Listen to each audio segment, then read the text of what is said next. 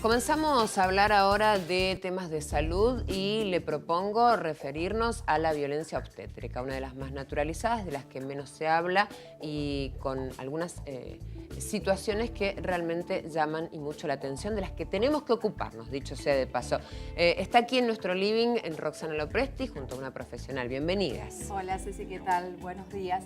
Bueno, y precisamente noviembre es el mes de la lucha contra la violencia de las mujeres y precisamente siempre hablamos de esto, de la violencia obstétrica, y es una de las formas de violencia contra la mujer. Y estamos con Leticia Ojeda, que es jefa del servicio de guardia de obstétrica del Hospital Lago Mayor. ¿Cómo le va? ¿Qué tal? Buen día. Siempre hablamos de este tema. ¿Qué es la violencia obstétrica, doctora?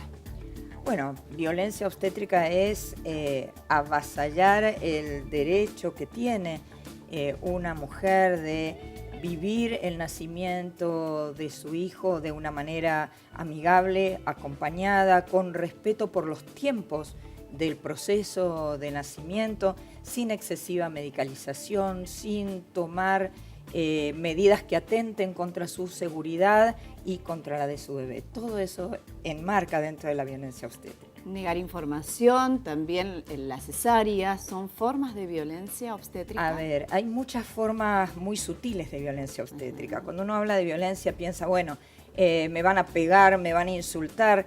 Hay muchas formas de ejercer la violencia que son mucho más sutiles. Y que no las tenemos incorporadas socialmente, ¿no? No solo en el caso de la obstetricia, en todas las actividades. Las personas tenemos derecho a ser informados dentro de las situaciones que vivimos en cualquier ámbito. En este tan particular, más, la mujer tiene derechos como paciente de recibir información y su familia también respecto de las medidas que se van a tomar, de las intervenciones que se van a realizar y de por qué vamos a hacerlas.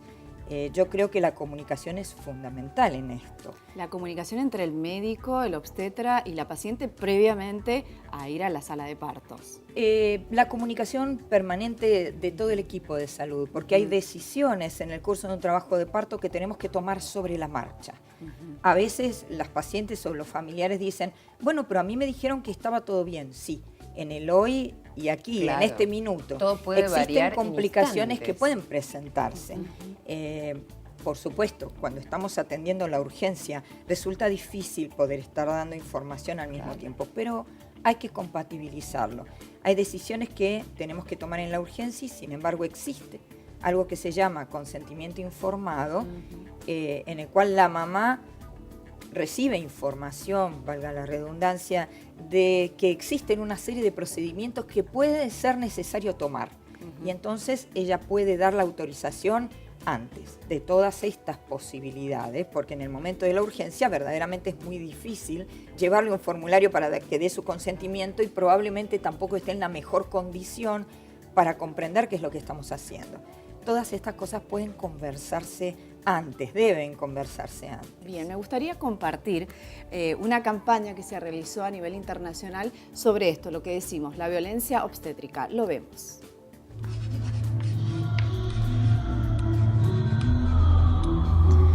¡Puja! Tú no querías tener un parto natural. Ahora puja, porque nadie te mandó a ti a quedar embarazada.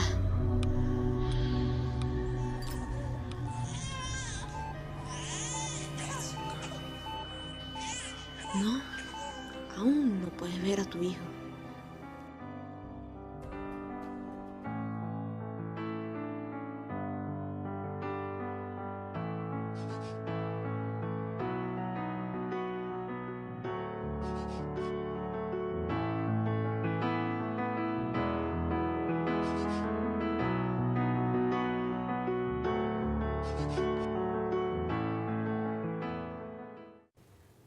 Bien, ahí veíamos algunos derechos, ¿sí?, que tienen las mujeres y son muchos más, ¿no es cierto?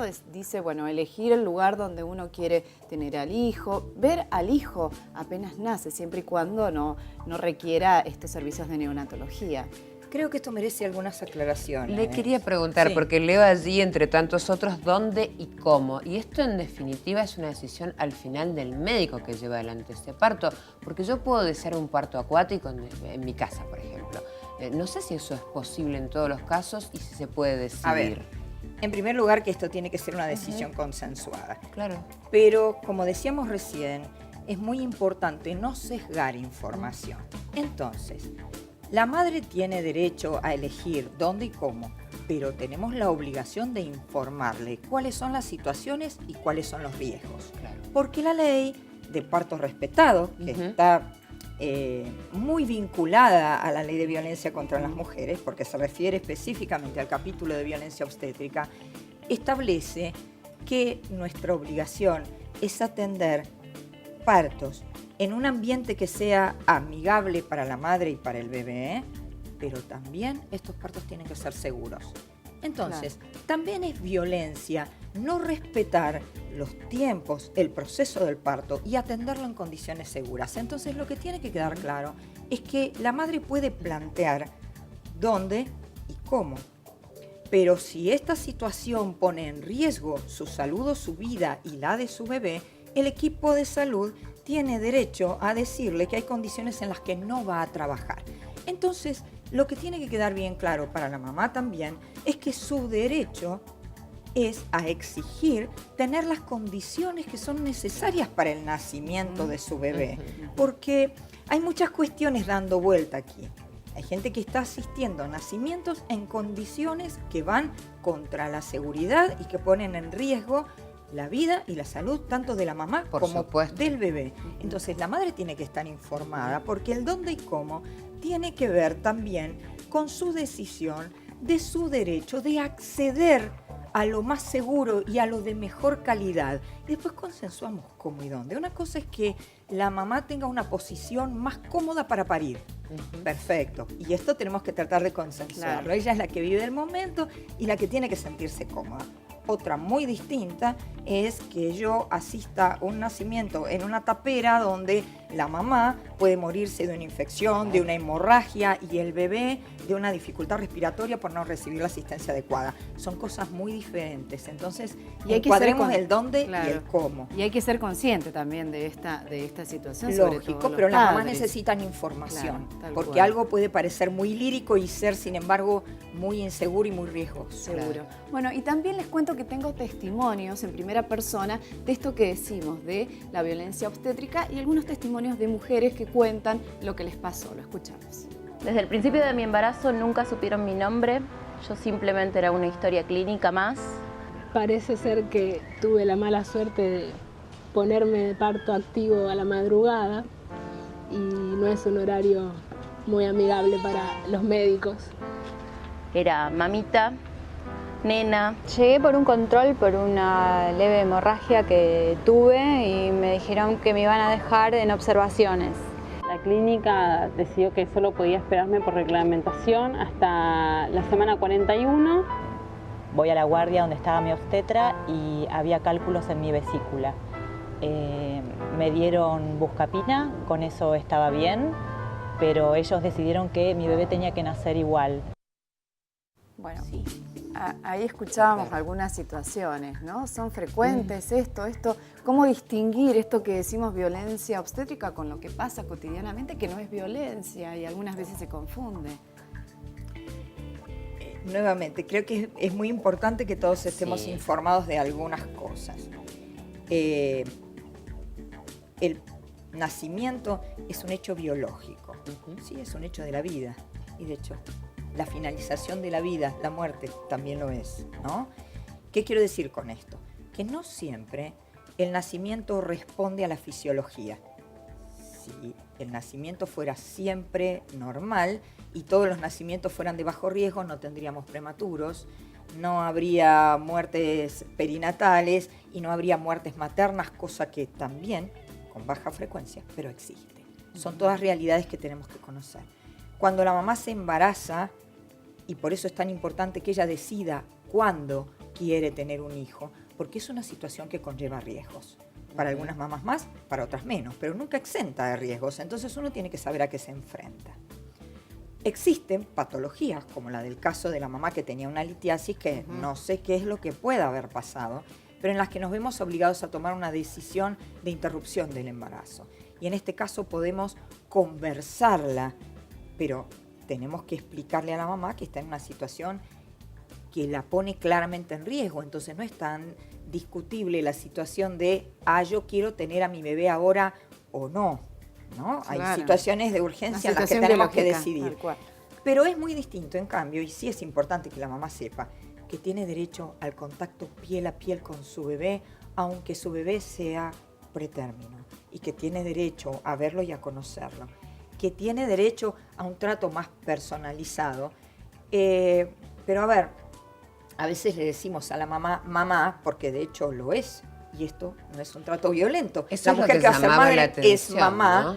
es Claro. mamá desde el mismo momento de la concepción. Pero también tenemos que entender que la mujer que va a tener familia está en una situación muy vulnerable. Es un momento muy intenso. Fíjense que no digo placentero, digo intenso, porque muchas mujeres viven situaciones de conflicto con su maternidad y porque además la vivencia del dolor, la situación incómoda, sangro, hay momentos en los que estoy semidesnuda, me examinan. A ver, no es una situación fácil. Y hay situaciones que después con el tiempo uno no lo recuerda.